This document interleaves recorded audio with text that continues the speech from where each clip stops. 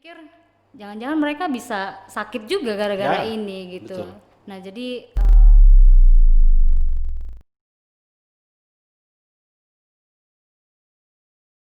Jumpa kembali dengan saya Sandang di Surat Radio Podcast di segmentasi Mabijak. Mari bicara kebijakan. Dan sebelum kita berbincang dengan narasumber yang sudah hadir di studio kita, kami ingatkan kembali buat Saleh Surat Mentawai untuk mensubscribe dan bunyikan lonceng supaya nanti Saleh Surat Mentawai bisa mengikuti konten-konten kita yang terbaru.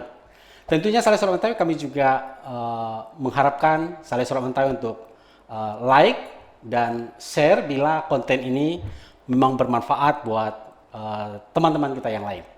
Dan jangan lupa follow kita di Spotify, di Anchor, Google Podcast dan lain sebagainya.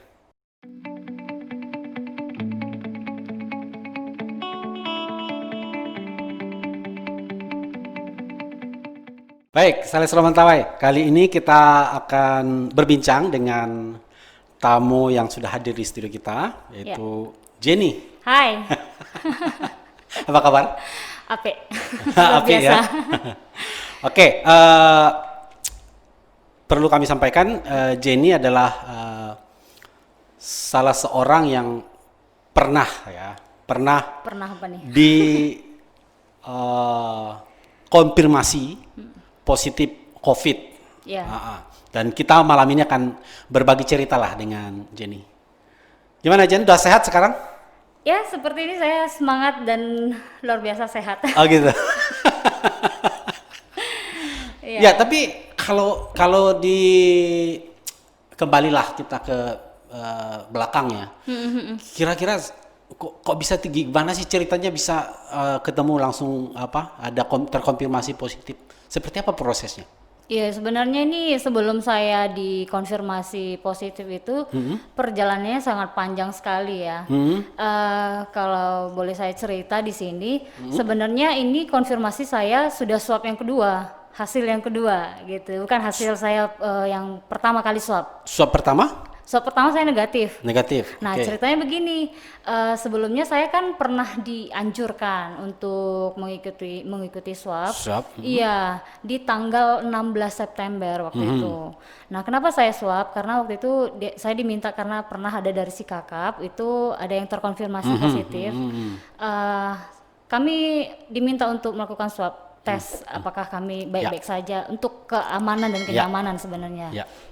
Akhirnya sebenarnya saya deg-degan juga untuk ini ya tes, tapi saya beranikan diri supaya karena saya juga jualan gitu kan supaya semuanya aman. Oke, saya swab gitu tanggal 16. Ya. Nah, sehari setelah saya swab itu tanggal 17 saya demam. Saya demam malamnya dan semua sakit. Kemudian bagian tenggorokan sakit, hidung juga sakit. Saya pikir itu mungkin seperti gejala flu berat. Iya, seperti gejala flu berat, sakit kepala juga. Cuma saya belum kepikiran ini penyakit apa gitu. Ya. Biasa mungkin kecapean apa gitu kan. Sempat cek ke dokter?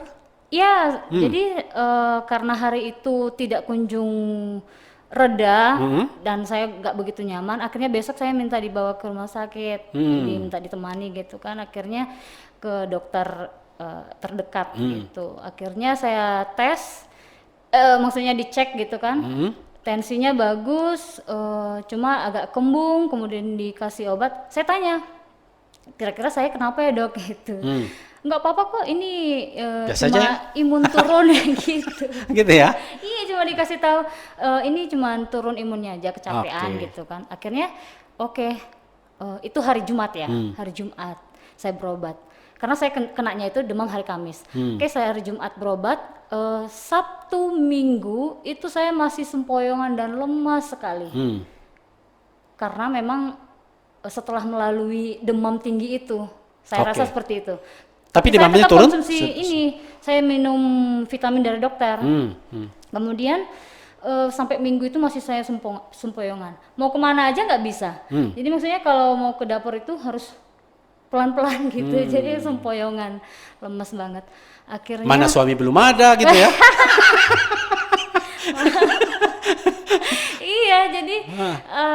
akhirnya tapi hari Senin itu saya sudah mulai pulih lah ya, maksudnya sudah lebih kuat hari Senin itu. Saya masuk kantor.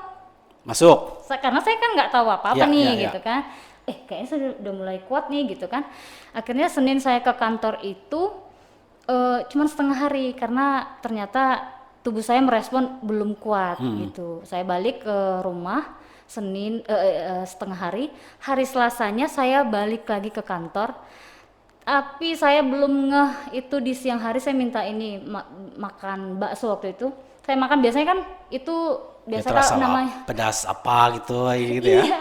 Jadi kan karena saya pikir apa ya selera orang habis sakit kan ya. Habis sakit biasanya kan pengennya biar balik lagi seleranya, jadi nyobain yang agak pedas, agak berbeda gitu kan. Akhirnya saya coba bakso.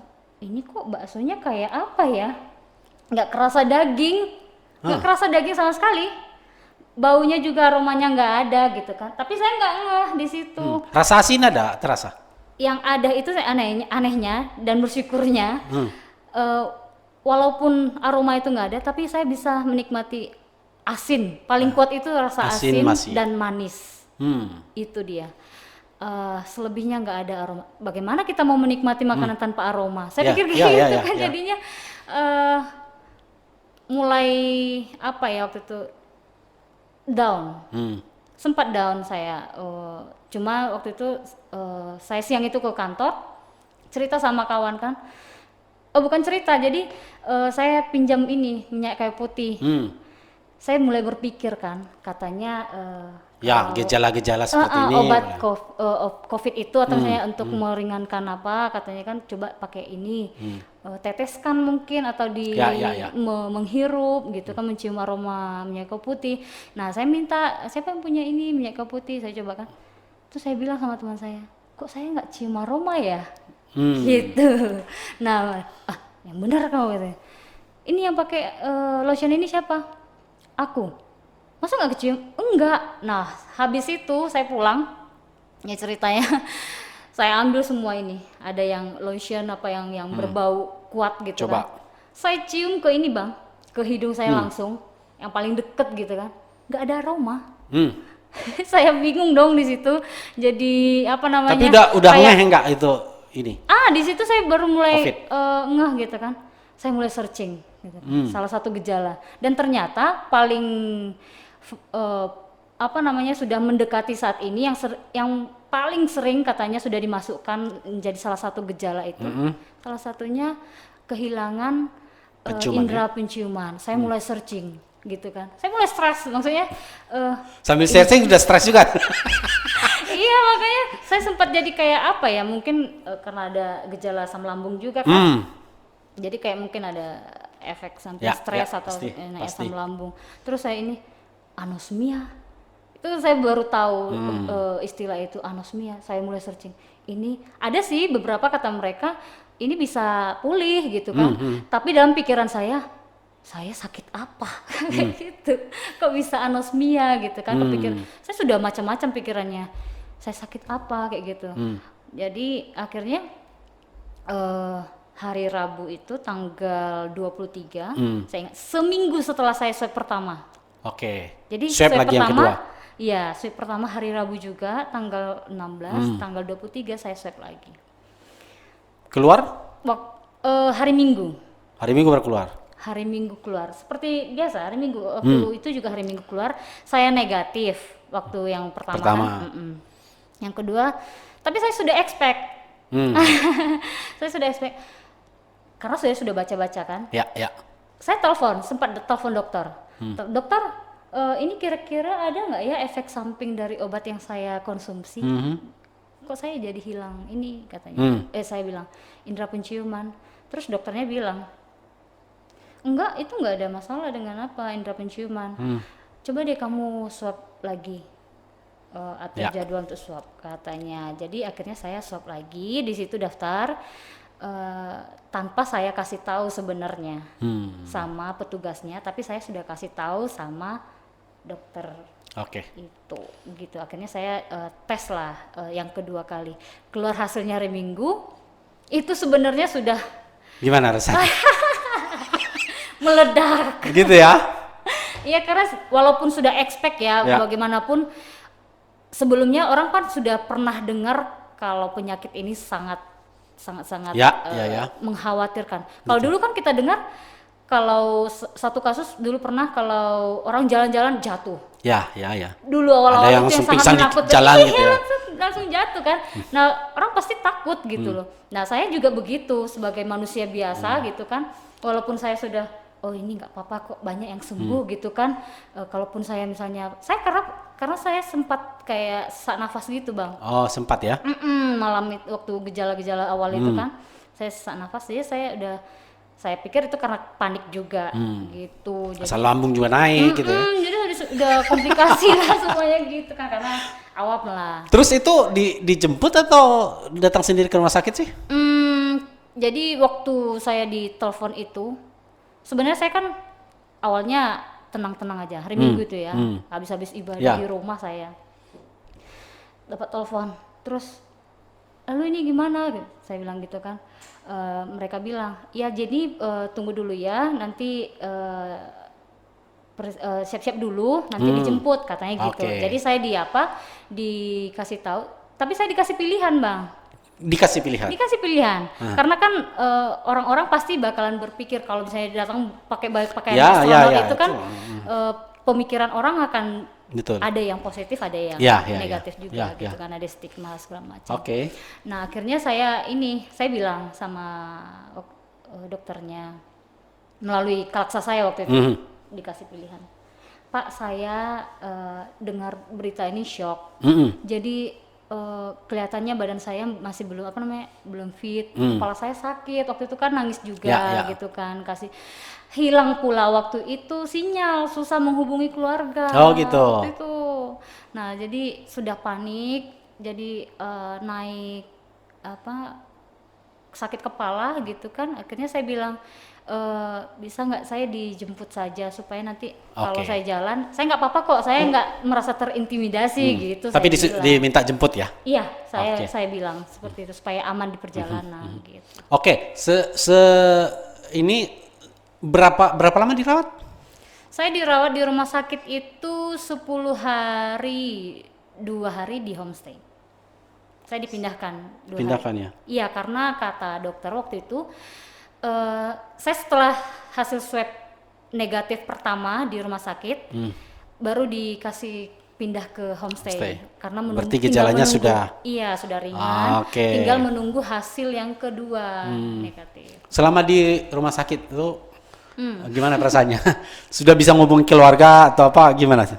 Ya, sebenarnya di hari itu juga sudah bisa. komunikasi sama keluarga, dan setiap hari mereka support gitu kan. Terus telepon, kasih kabar, kemudian apa yang saya perlu, apa yang saya butuhkan di rumah sakit, mereka support gitu. Teman-teman juga. Saya pikir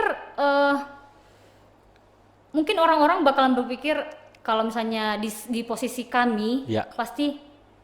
orang pasti menjauh gitu. Dan Ya. ternyata enggak. Enggak ya? Enggak, karena itu hanya stigma. Ya. Kita harus membangun pemikiran positif dari diri kita sendiri dulu gitu.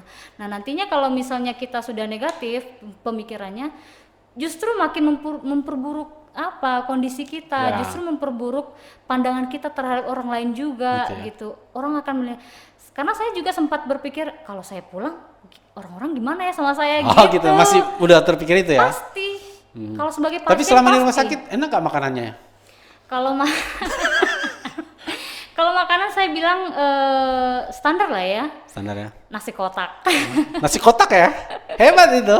Enak, makanya saya bilang, dan itu lengkap sebenarnya, ada lauk pauk, ada sayur, bahkan susu, proteinnya lengkap. Lengkap Saya ya? bilang. Tapi Cuma pelayanan nakesnya di sana gimana? pelayan nakes rata-rata semua nakesnya akrab sama saya.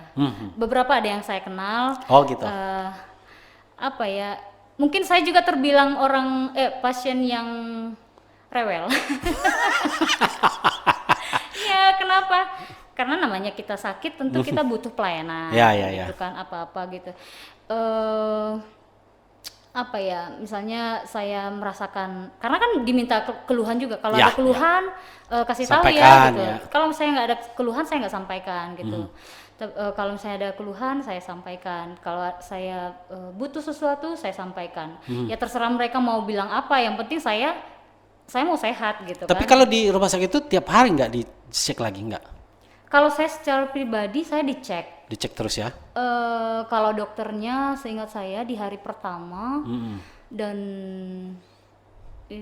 itu saya yang menangani saya itu ada 2 dokter ya. Dokter, saya boleh menyebutkan nama atau gimana? Nggak apa-apa, nggak apa-apa, nggak apa-apa. Dokter Tresna dan Dokter Henry. Iya, mereka datang di hari pertama. Kemudian saya nggak pernah jumpa lagi sama Dokter Henry, cuman komunikasi. Kita tetap komunikasi lewat WhatsApp. Oke. Langsung terbangun ininya ya? Iya, kita komunikasi lewat Tuh, makasih dokter. Makasih dokter. Dokter Henry, Dokter Tresna yang sudah tolong juga. Apa ya? Mereka walaupun tidak datang, tapi mereka tetap pantau. Tetap mantap ya? Tetap pantau karena mereka sering tanya, kira-kira ada keluhan nggak Bu gitu. Dan saya juga aktif bertanya sih, misalnya saya habis ronsen gitu kan, Gimana hasilnya? saya tanya hasilnya gimana, apa perkembangannya. Terus karena pernah saya hasil kedua ronsen saya itu katanya ada perkembangan virus ya, mungkin ini biar ini juga pengetahuan, katanya ada perkembangan virus waktu itu. Itulah yang harus kita tahu kan sebagai pasien. Ya. Karena di rumah sakit itu kita nggak ada keluarga sama sekali. Ya. Sambil Nggak minum ada- loh, Jen. Oh, saya pakai masker nih. Apa minum dulu? Jadi apa ya? Itu sempat shock juga dengan berita seperti itu, ada perkembangan virus seperti apa gitu? Iya pasti ada goncangan juga kan. Maksudnya saya pikir saya baik-baik aja. Karena waktu itu gini, kenapa ada perkembangan virus? Kayak ada semacam lendir lah katanya. Oke, Karena ya. saya kan masih Betul. dia anosmia. Itu mungkin ya agak ini ya, Anosmia, ya. Jadi saya dianjurkan sama dokter untuk membersihkan. Saya dikasih cairan NaCl ya. Untuk Cairan membersih. garam, iya, dengan suntik itu untuk membersihkan setiap hari. Oke. Itu salah satu trik menurut saya itu bagus untuk dicoba teman-teman di rumah juga kalau misalnya merasa ada gejala seperti itu. Mungkin bukan hanya virus saja. Flu mungkin misalnya, flu iya. biasa mungkin bisa. Karena itu juga dilakukan sama ibu-ibu untuk anak balitanya yang kecil gitu, Oke, untuk tuh. membersihkan hidungnya gitu. Saya pikir itu cukup membantu saya untuk mengembalikan penciuman saya, indera penciuman saya. Waktu itu dibantu juga dengan suntikan antibiotik. Nah waktu itu Obat. setelah saya di ronsen dan hasilnya ada lendir itu, saya di infus malam itu. Oh, diinfus ya? Saya diinfus Asik 2 dong. hari. Aduh, tambah stres kali ya Bang. Saya nggak pernah seumur umur saya pertama kali ini dirawat sebagai pasien dan pertama kali Oh, diinfus. gitu. Itu artinya harus bersyukur. Makanya saya bersyukur sekali sih sebenarnya Betul. dikasih kesempatan. Ya, tapi di rumah sakit itu kan, Ngomong-ngomong ini bisa nggak? Saya kan sudah negatif, boleh buka ini? ya saya juga negatif. Silakan. Boleh ya Mas. Oke. Kalau ini kan lama itu, Jen. Apa nih? 10 harian tuh di rumah sakit. Ngapain aja sih di rumah sakit tuh gitu, tidur apa itu? Selain itu lagi apa Ya. yang dilakukan? Di rumah sakit, apalagi saya di ruangan itu sebenarnya sendiri Bang, di ruangan itu. Yang lain kan ada beberapa orang pasien itu dirawat di ruangan yang sama. Misalnya ada 3 orang dalam ruangan yang sama. Oh gitu. Ya, saya nggak tahu mungkin karena apa ya? Mungkin gejalanya agak Ada yang nggak ada gejala, ada Ya, yang bergejala. Nah saya kan sendiri di ruangan sendiri, ya otomatis yang bisa saya lakukan di situ kan kamar, di tempat tidur, kemudian di ruangan yang kecil itu kamar mandi gitu kan. Teras nggak bisa? Nggak boleh. Nggak boleh ya? Saya pernah kan. Jemur misalnya gitu? Nggak bisa ya? Nggak boleh, ya paling kalau misalnya ngambil makanan. Terus itu aja kadang-kadang kalau misalnya petugasnya datang, bawa makanan gitu kan. Mereka ngantar keluar. Ya. Setelah mereka taruh di luar itu di bangku, Kak, terus mereka pergi kan jarak 3 meter. 3 meter iya. baru juga. Kak, makanannya di luar tuh. udah datang ya. Ambil. Gitu. Iya serius, makanya udah datang atau misalnya pakaiannya udah ini ya udah datang gitu. Gitu ya.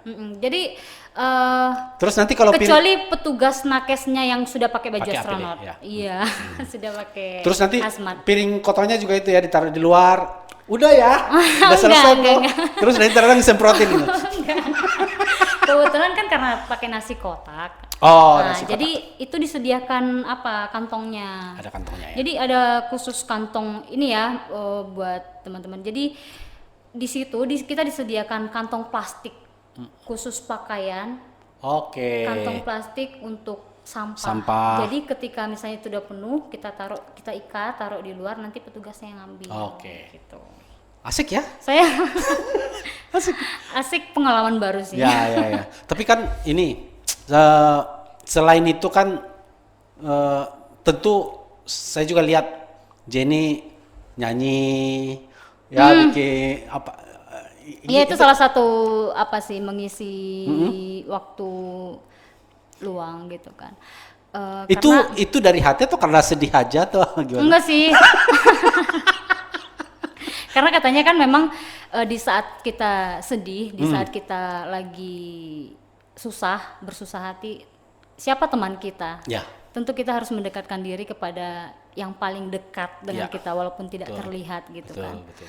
Untuk menghibur hati kita. Jadi ya saya juga punya hobi Ya, untuk bernyanyi dan apa ya hobi baru saya waktu di situ saya suka ngedit video. Oh, ada hobi baru ya? Berarti Bukan hobi baru sih sebenarnya maksudnya menggali lagi. Saya suka sebenarnya ngedit video gitu. Jadi saya buat video-video lucu atau misalnya aktivitas saya sehari-hari di situ gitu kan.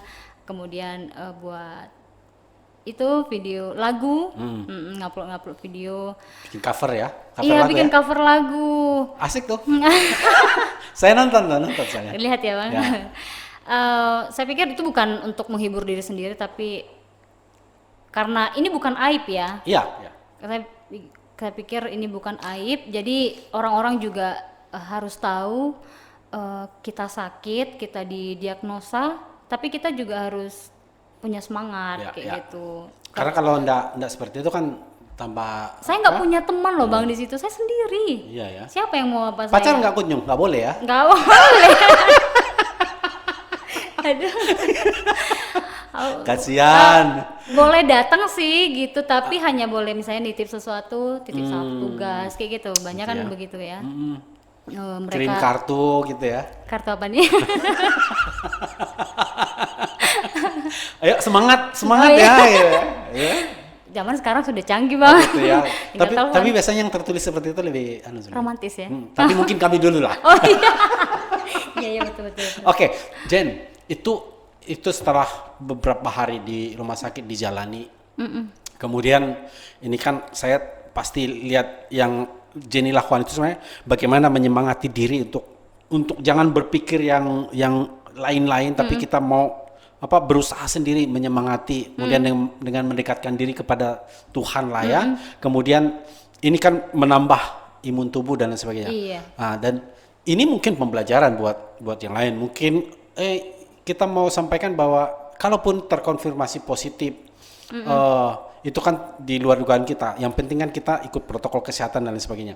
Dan itu 10 hari di rumah sakit. Iya. Terus pindah ke 2 hari di homestay. kalau di homestay Tempat gimana? karantina. Apa bedanya?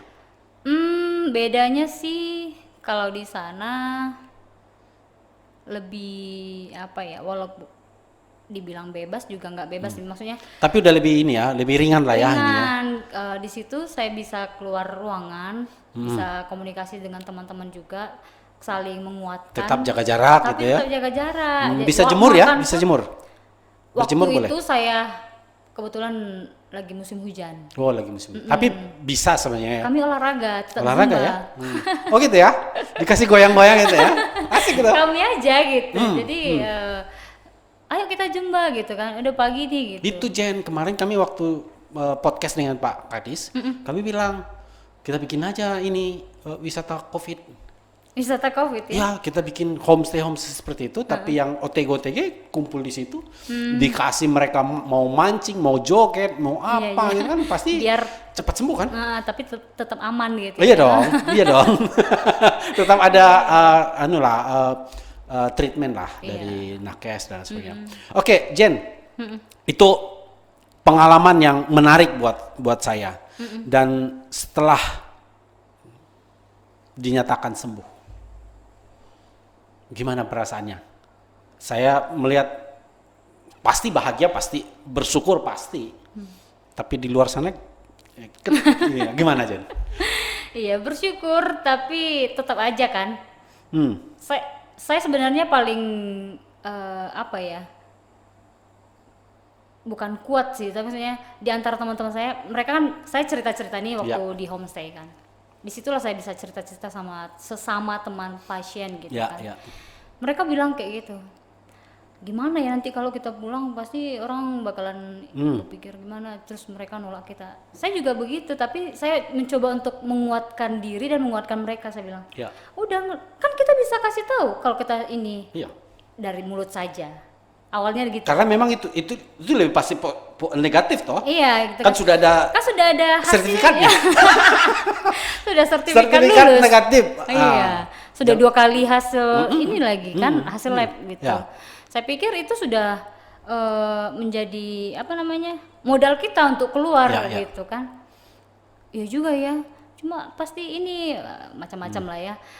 Tapi pada dasarnya ketika kita keluar mempraktekkannya, semuanya kacau. Maksudnya terpikir juga, mereka ini enggak ya gitu, masih ragu-ragu untuk keluar, dan kita juga tetap menjaga keamanan dan kenyamanan gitu kan. Orang-orang pasti berpikir nanti kalau kita belanja, contohnya kan, belanja bahan dapur, mereka mau nggak ya nerima kita kayak gitu. Jadi aku pun jadi segan untuk kesana gitu. Nah, jadi beberapa hari sih waktu itu masih adaptasi. Gitu ya. Dan saya bilang kan sama teman saya. Jadi kebetulan teman-teman dekat saya nggak maksudnya mereka nggak menjauhi saya. Gitu ya. Gitu. Jadi mereka biasa beradaptasi langsung gitu kan. Jangan kayak gitu, kok udah sembuh katanya gitu kan. Iya ya gitu. Terus akunya aja yang merasa apa kan? Kita jangan ke situ nanti rame di situ. Misalnya kan contohnya nih ada waktu senggang mau pergi gitu kan. Karena aku kan udah 10 hari 12 hari di monoton gitu kan, pasti butuh refreshing kan. Akhirnya waktu itu kami mengambil waktu untuk keluar. Jadi waktu itu tempat itu rame kan. Saya bilang kita nggak usah ke situ lah. Saya gitu merasa iya serius gitu. Kita jangan ke situ lah nanti. Ada minder juga jadinya. Nanti mereka bilang itu mantan pasien COVID tuh. Iya, masih kepikiran gitu ya? Tapi lama-lama terbiasa. Jadi mereka bilang kayak gini, jangan-jangan mereka nggak berpikiran seperti itu, kamu aja. Gitu. Tapi memang Jen kan di beberapa tempat ya, kita misalnya di daerah utara Siberut itu kan, itu sampai udah negatif loh, udah sehat loh, tapi dibatasi masih dibatasi dan kemudian mereka masih banyak stigma. Menjauh. Social distancing. Enggak, memang menjauh bukan. Social distancing mah kita bisa seperti ini. Tapi ini memang ketika dilihat ini Sosial jadinya. Kalau ini kan physical distancing, kalau mereka jadi sosialnya, jarak sosial ya. Gitu. Jadi mereka menjauh gitu kan. Jadi kan kasihan itu. Jadi ini mungkin pembelajaran juga buat yang di rumah mendengar kita di podcast ini. Nih saya dengan Jenny biasa aja. Tapi dia sudah negatif, ya kan? Tetap jaga prokes. Tetap jaga kesehatan, terus dengan apa? Tapi bukan berarti kita harus menjauhkan dia atau mengucilkan mereka atau menganggap mereka negatif, enggak positif. Oh iya, jadi harus tetap biasa aja. Iya. Dan kitanya pun, misalnya kan kita bukan pasien, misalnya gini, kayak abang kan tetap menjaga prokes kan, maksudnya kan kita tetap sama-sama menjaga. Betul. Tapi kan tidak mesti harus menghindar terus, gitu. Nggak bisa ngobrol lagi seperti ini, nggak bisa kan. Nah itu juga menjadi tantangan besar sebenarnya untuk para pasien yang mantan pasien gitu ya. Nah, mungkin Jenny bisa ini dah. Mungkin ada pesan Jenny buat yang di luar sana yang mungkin ketemu dengan teman-teman seperti Jenny yang sudah pernah positif tapi sudah sembuh. Mungkin ada pesannya, tapi juga apa pesan Jenny buat teman-teman yang masih mungkin saat ini dirawat? Iya. Silakan Jen. Ada banyak hal sih yang harus kita pelajari selama menjadi pasien ya. Yang pertama kita harus sabar. Sabar, karena di balik kesabaran itu kita diuji emosinya. Gitu ya. Dari sabar itu gitu. Karena sebenarnya ya, yang saya perhatikan bereksperimen gitu. Jangan-jangan nanti bukan COVID yang mengalahkan kita, stres kita, gitu, pikiran kita. Nah, betul. Jadi ini perlu dan penting sekali buat teman-teman yang mungkin masih dalam masa perawatan gitu, tetap menjaga pola pikir. Itu yang pertama, menjaga kesabaran kita, kemudian tetap positive thinking, membangun emosi, semangat kayak gitu. Membangun semangat kita juga ternyata membangun orang-orang di sekitar kita gitu. Maksudnya orang-orang yang mengkhawatirkan kita juga jadi tidak terlalu khawatir gitu. Kemudian kalau misalnya nanti sudah keluar, mungkin membiasakan diri lah. Biasa itu kalau misalnya kita merasa khawatir sedikit gitu, biasa, karena kita kan manusia biasa lah kan. Dan jadi tetap semangat. Buat teman-teman yang sudah negatif, justru harus lebih semangat gitu loh. Katanya sih kan kalau yang udah positif jadi negatif sudah lebih kebal. Oh iya pasti. Tentaranya udah terlatih. Tentara tubuhnya itu kan sudah terlatih. Dan harusnya hatinya juga sudah kebal dan terlatih begitu. Jadi semangat. Buat yang di luaran sana, bagaimana mereka menerima yang mantan-mantan COVID itu? Oh iya, buat teman-teman masyarakat ya, teman-teman di luar sana,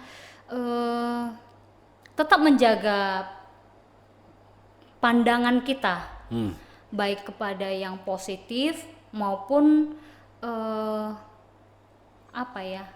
sekitar kita. Maksudnya kita memandang sekitar, bisa kita menganggap orang itu semuanya positif untuk menjaga diri. Bagus gitu kan. Melihat orang, semua orang positif. Untuk itu saya harus menjaga diri, prokes. Itu bagus, positif.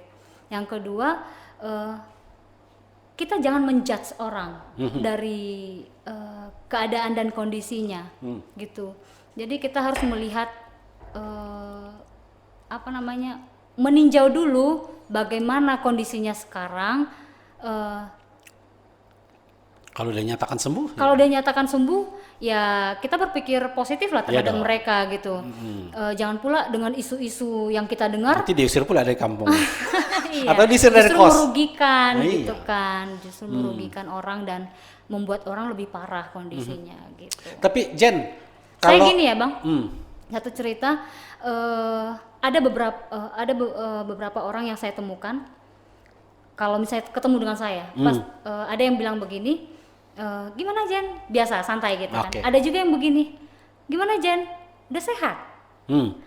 Tapi saya mendengarnya kalau mereka bilang begitu, mereka takut. Oh gitu ya? Iya, gimana Jen? Udah sehat? Aku tadi enggak takut kan? Enggak, maksudnya udah sehat. Iya. Nampak nanti aja dulu ya salamannya gitu. Jadi nanti aja dulu salamannya. Padahal salaman corona juga ya? Iya gitu. Nanti aja salamannya ya gitu. Tapi ada juga yang langsung membiasakan diri tapi tetap menjaga prokes. Gitu. Jen, ini mungkin itu tadi sudah banyak kita belajar lah dari Jenny, pengalaman. Terus ini Jenny sudah kembali sehat dan puji Tuhan lah, dan mungkin ada nggak mau disampaikan pada nakes-nakes yang merawat Jenny dulu ya? Mungkin ada yang mau disampaikan, silakan ya. Untuk nakes-nakes semuanya, dokter, terima kasih. Yang terlebih ininya khusus terima kasih untuk teman-teman semua yang sudah memberi waktunya untuk merawat kami, karena itu tidaklah mudah. dengan menggunakan hazmat itu, pakaian pelindung diri itu tidak mudah. Saya sudah melihat teman-teman menggunakannya ngos-ngosan. Iya, saya pikir jangan-jangan mereka bisa sakit juga gara-gara ini gitu. Betul. Nah, jadi terima kasih untuk pelayanannya. Tetap semangat untuk melayani pasien pasien-pasien yang mungkin rewel seperti saya. Tapi saya tahu tujuan utama mereka itu merawat dan menjaga pasien-pasiennya gitu. Untuk kekurangannya ya itu biasa saja sebenarnya, ya tinggal manajemen rumah sakit gimana gitu. Tapi terima kasih buat teman-teman semua. Oke, Jen. Terima kasih juga buat Jenny yang sudah datang di studio kita untuk berbincang dan berbagi dengan Saleh Sorak Mentawai. Dan kiranya apa perbincangan yang kita bincangkan malam ini dapat bermanfaat buat semua, dan terima kasih buat semua pihak yang sudah berjuang untuk memutus mata rantai COVID ini, sehingga kita harapkan ke depan ya sudahlah. Ke depan kita sudah mau hidup walaupun dia adaptasi kebiasaan baru, ya yang penting kita bisa hidup normal walaupun dia dengan adaptasi yang baru. Oke, Jen, terima kasih ya sekali lagi. Terima kasih buat teman-teman semua, dan sampai jumpa. Sampai jumpa.